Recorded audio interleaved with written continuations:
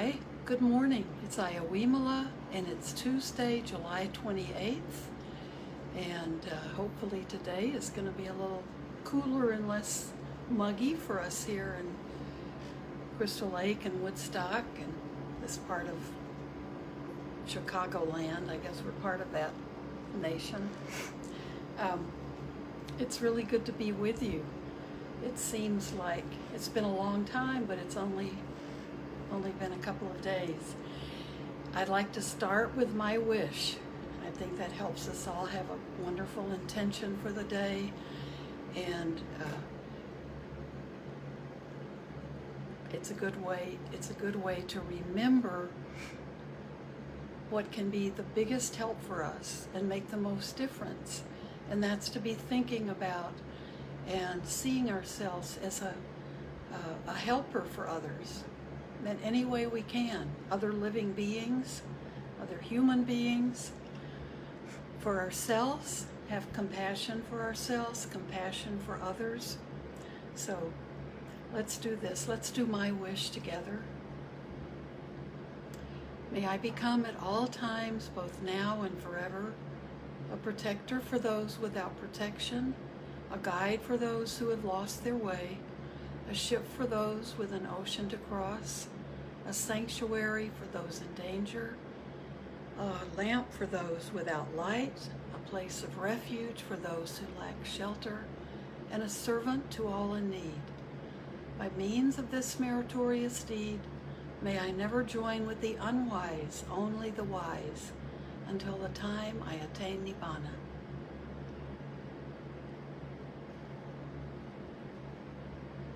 We can be all of those things every day for someone.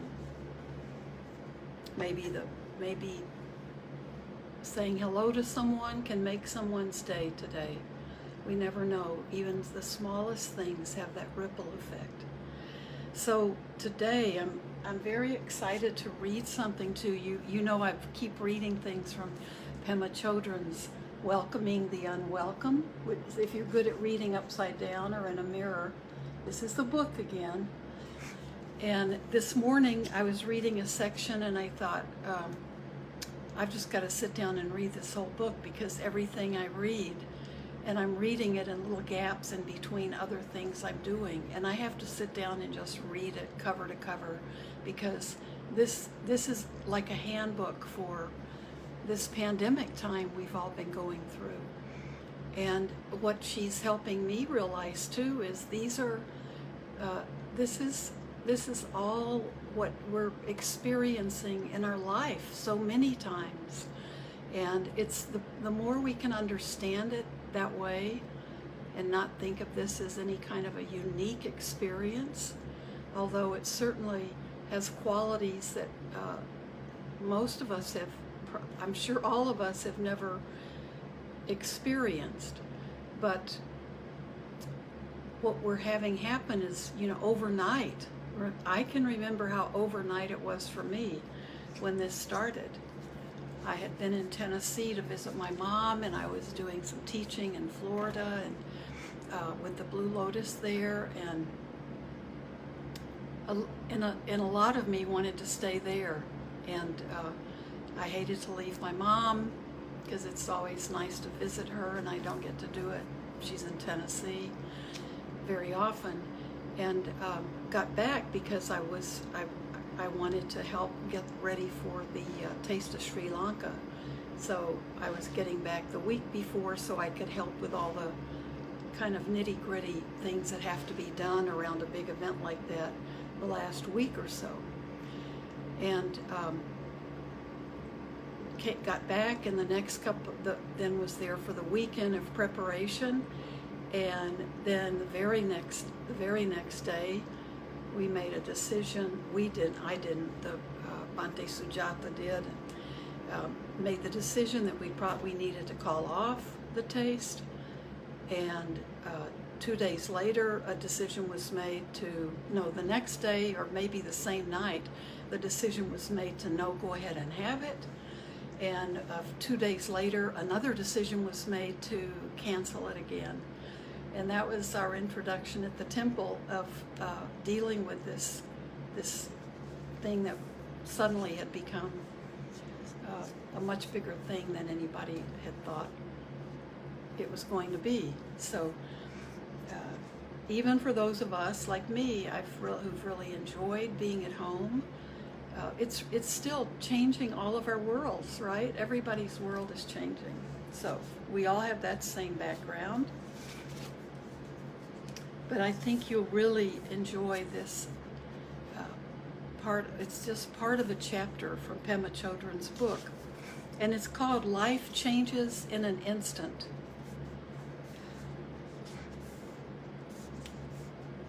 The little paragraph to introduce it. When our bubble bursts, we can recognize that we are walking through a very important doorway.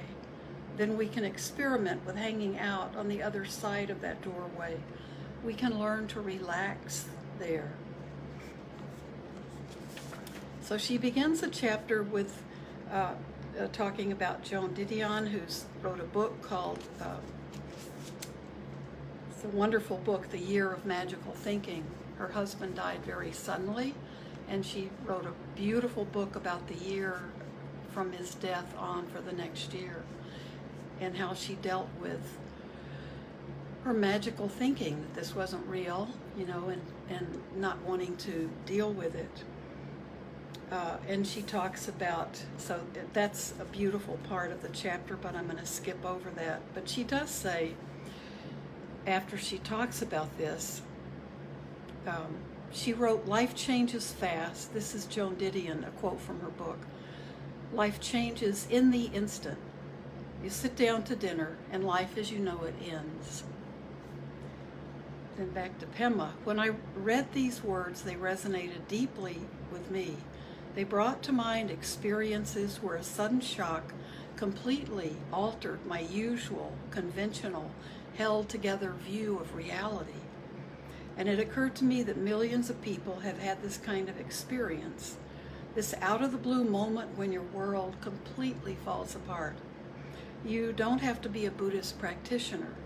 I don't believe Joan Didion is one, to go through such abrupt and drastic changes to your concept of how things are."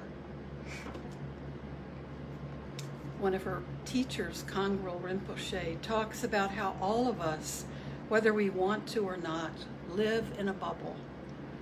This is our own version of reality, created by our ego, which is always turning away from the open-ended nature of how things are and trying to maintain the familiar. Most of the time, we are able to keep this sense of familiarity intact. Everything in our bubble is fairly predictable and seems to make sense. Even if we're going through a hard time, at some level we're able to hold it all together. We get up in the morning, we enter a familiar world, we go through the day with many familiar routines, how we prepare our food, how we have our coffee, how we relate to particular people in particular ways. It's all pretty unsurprising. This isn't something we consciously choose to do. Whatever kind of life we have our own version of a bubble. It's our default way of being, and most of the time we don't even know we're doing it. Even Joan Didion, a sophisticated woman with a rich and varied life, was living in a bubble. She knew her husband had a heart condition that might one day prove fatal. But when she thought about the end of their time together, her thoughts would take the form of dramatic fantasies. She writes, "I did not anticipate cardiac arrest at the dinner table." And then Pema Chodron relates, and she's related this, I think, in almost every book I've read, when she was living in New Mexico before she was a Buddhist. And she says, I was also in the middle of a mundane activity the first time this kind of thing happened to me. I was sitting in front of my house in New Mexico. I heard the car door slam. My husband walked around the corner. He told me he was having an affair and wanted a divorce. And wham, life as I knew it had ended. I hadn't connected with the Buddhist teachings yet, so I had no frame of reference. Then years later, I received my first teaching on shunyata. This Sanskrit word is most commonly translated as emptiness. As so many people do, I at first misunderstood it. Emptiness can easily sound like a void, an absence, a state of non-existence. Some people have a notion that it's like being thrown out of a capsule in outer space and floating away for all eternity. The image I had around emptiness was like the Haunted Mansion ride at Disneyland, where the little cars take you through the house and you see all these ghostly hologram figures walking around. It took me a while to connect emptiness to what I had experienced that day in New Mexico, or to other experiences where my bubble had suddenly burst. Nothing in our conceptual framework can prepare us for the experience of life as you know it ends. The way our mind perceives and holds things doesn't operate anymore. All our reference points are gone. How we normally conceive of reality just doesn't work. Although she doesn't use the same language, I believe that Joan Didion is describing an experience of emptiness. It's the experience of everyone whose world falls apart in this way. When we talk about emptiness, it's important to clarify what empty refers to. And this is a beautiful description of this quality that we talk about a lot in Buddhism. The word tree is just a convenient name for a collection of parts, trunk, limbs, leaves, that are always clinging, day by day, instant by instant, always changing, day by day, instant by instant. We label it all as a tree, but that label is just in our minds. In reality, there's nothing we can pin down with our limiting concepts. There's nothing permanent or solid we can hold on to. And this is true not only of trees, but of everything in the universe, including you and me. Everything is empty of fixed ideas and labels. But at the same time, a tree doesn't disappear when we recognize its emptiness. We just see it more clearly as it really is, fluid, open-ended, and interconnected with everything around it. Another way of talking about emptiness is to say that things are free of imputed meaning. Instead of experiencing things simply as they are, our mind imputes extra layers of meaning into them. This may sound very intellectual, but imputing meaning is something we all do, continually. For example, think about how you feel when you say a nice cup of tea. For me, it would be a nice cup of coffee. How about a hot shower or my puppy? Do you think about the object just as it is, or is there another layer of meaning on top? To many of us, a nice cup of tea or coffee has the additional meaning of comfort. Money in the bank can mean security. A certain pair of shoes can mean good taste. A spouse can mean confirmation. But are any of these things actually in these objects? Are any of these meanings there? When our bubble is burst by sudden events, our imputed meanings are torn away. I read the account of a woman who was rushing to work on September the 11th, 2001. She was so obsessed with a presentation she had to do that she'd hardly been aware of anything else since waking up in the morning. She wasn't even sure she'd had breakfast. Her entire world was in her head. Then she walked up out of the subway station right at ground zero, and life as she knew it ended. One of the poignant details she wrote about was how the air was filled with paper all blowing around. All those important documents and presentations had simply become loose pieces of paper floating through the air. Their imputed meanings had vanished. Sudden experiences of emptiness can be triggered in all kinds of ways. Perhaps it's a piece of information. I knew someone who, when he was about 18, went through a profoundly unsettling experience after finding out he had been adopted. His adoptive parents had been very kind to him, and nothing really bad happened in his childhood. Yet the discovery immediately upended the version of reality he had unknowingly constructed. Up to that point, he had lived his whole life assuming that the mother who had raised him had given birth to him, and that his father had also been with him from day one. This reality was so finely integrated into his being that when he found out the truth, he had a major experience of groundlessness. Not only were the meanings of mother and father undermined, his own very identity had come into question. When your bubble bursts, even the most ordinary things in your life, your furniture, your neighbor, how you walk down the street, are stripped of their extra layers of imputed meaning. You find yourself in a groundless, open space. This can last for just a moment, or in the case of a severe shock, for much longer. If your world is so radically upended, it may take a long time to get it back together, to get some kind of ground back under your feet. So I'm going to skip a little bit. Okay. And this is the part, when I first started reading this, I saw the words humorous. So I thought, let's see what she's going to say here.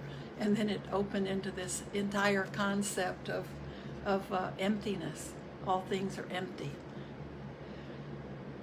So often we impute meaning in humorous ways.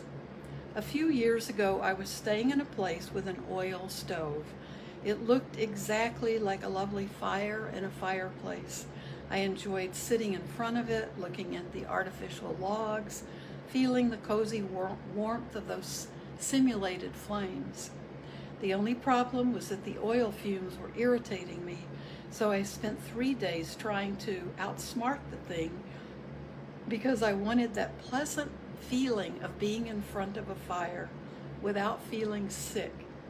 At some point, it occurred to me that I was behaving in this ridiculous manner just because I was imputing a meaning onto the fire, something like, home is where the hearth is. That realization cleared the way for me to be able to see things and how they really were. Instead of giving me pleasure, the lovely fire was giving me a splitting headache. When my bubble had burst and I could no longer fool myself, I was able to enjoy a good laugh. Having this small insight into emptiness turned a moment of disappointment into a moment of humor. From the Buddhist point of view, the more we get the hang of emptiness, the more delight we are open to. As we start to experience things as they really are, beyond labels and imputations, we discover a joyous freedom from our illusions. As we get to know and appreciate the open, groundless state of shunyata, we realize it is far more enjoyable than the fictitious reality we struggle so hard to maintain and improve. And discovering this leads to our having compassion for all who are engaged in that continual struggle. For this reason, developing an understanding of emptiness is one of the most important parts of the Buddhist path. The difficulty with emptiness occurs when we have no context for understanding the experience. If emptiness is simply thrust upon us by circumstances, it can be very painful, or at least disorienting. Most people who suddenly find themselves with their imputed reality stripped away have no idea what to do. The space is too wide open and there's nothing familiar to hang on to. We can prepare for such experiences by starting to get familiar with emptiness now. Welcome to our world, right? One way of doing this is the method described in the previous chapter, sitting in the middle of what's going on and letting go of concepts and labels to the best of our ability. If we do this regularly, we may, from time to time, have vivid experiences of how everything is empty, of our fixed ideas and mental overlays. They can be similar to moments of life as you know it ends, but without the shock and the trauma. Although these moments of insight seem to arise from nowhere, they come about because of our practice, from our willingness to keep sitting in the middle of the karmic seeds ripening. I really love this, and I'd like to read it again because when we speak about karmic seeds, we're talking about those that cause and effect of the world. These seeds ripen at different times, and so something that we've done in the past that was really good, that seed may ripen when we least expect it, and something good may happen to us. The same way with things that happen that are unpleasant or not so good.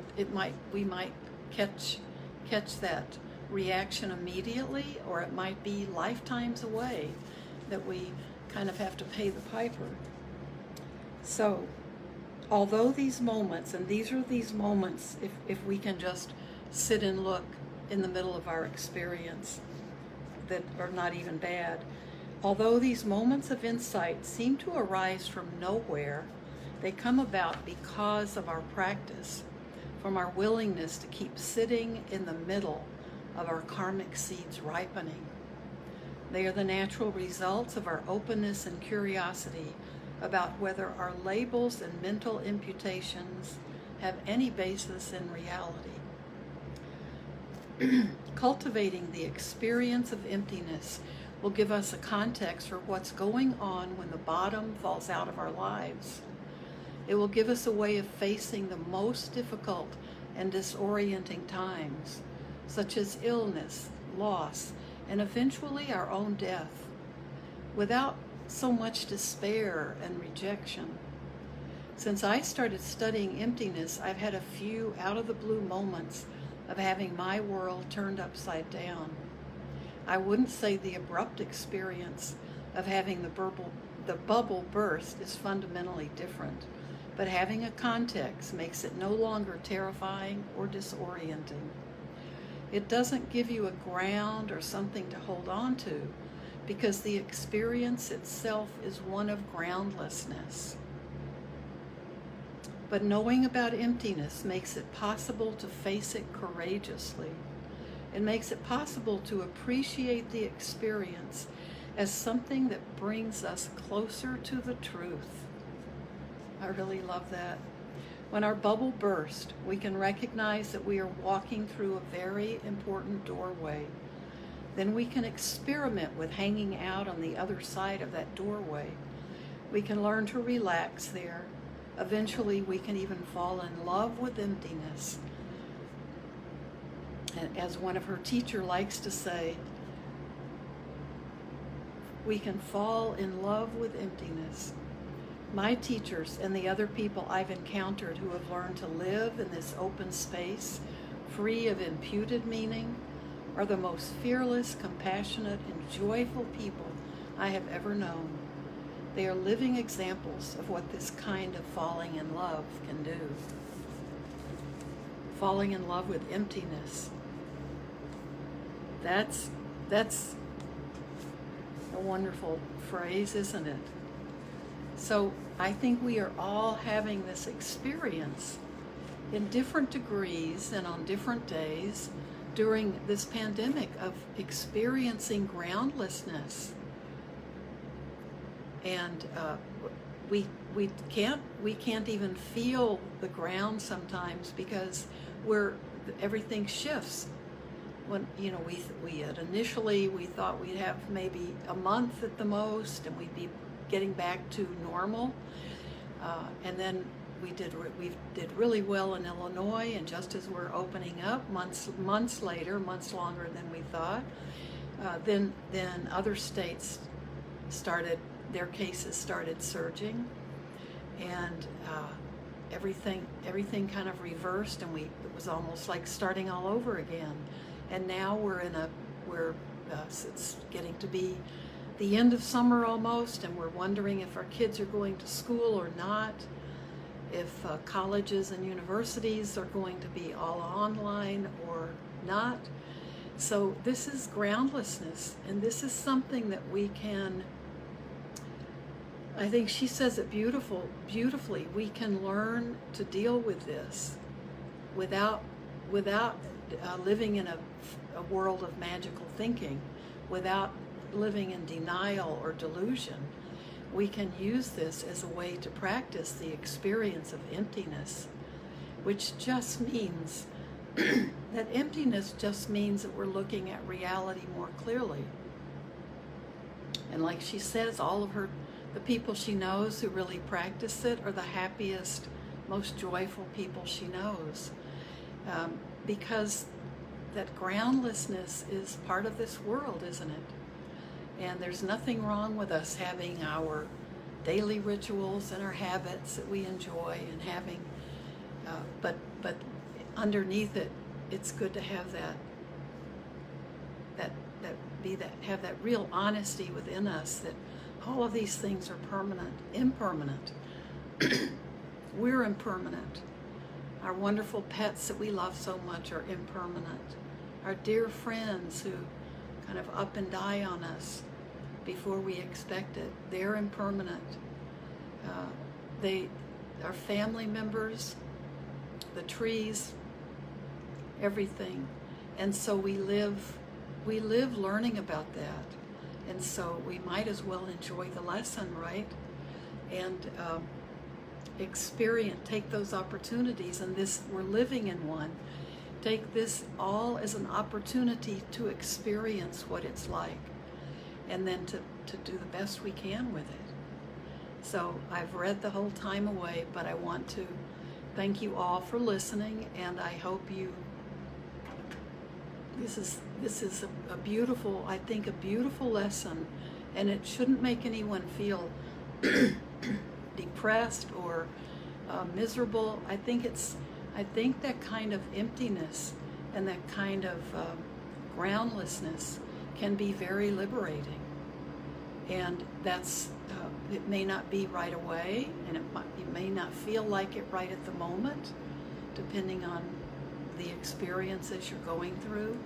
But if we keep remembering that this is, and if you're Buddhist, if you're a student of the Buddhist teachings, you don't have to be a Buddhist, but we do understand that this is one of the things he was trying to teach us the most. We have to let go of everything. No more grasping, no more clinging, because the nature of everything is to be here for a while and then to change, to leave. And we know, think of a tree. It's here for a long, long time if it just is allowed to grow naturally, right? And the conditions are all right. But think it begins as a little seed, and then it's a little delicate sprout, and then it grows into something that lives for hundreds of years, and it's always losing leaves and going through the seasons and changing, and sometimes birds may live in it, sometimes it may just be, there might not be much life and only woodpeckers are on it. But this is what this experience that we're all living through can be. This is a beautiful lesson for us, and we'll have days when we're dealing with it really well, and we'll all have days where we're really not wanting to see it, not wanting to deal with things. But try to let your practice be to welcome the groundlessness, welcome the emptiness, because it's just recognizing the true nature of things. And then within that, we can live with joy. Okay, thank you so much. And tomorrow's Wednesday, so I'll see you Thursday, and enjoy today, and enjoy the feeling of spaciousness. Thank you. Bye-bye.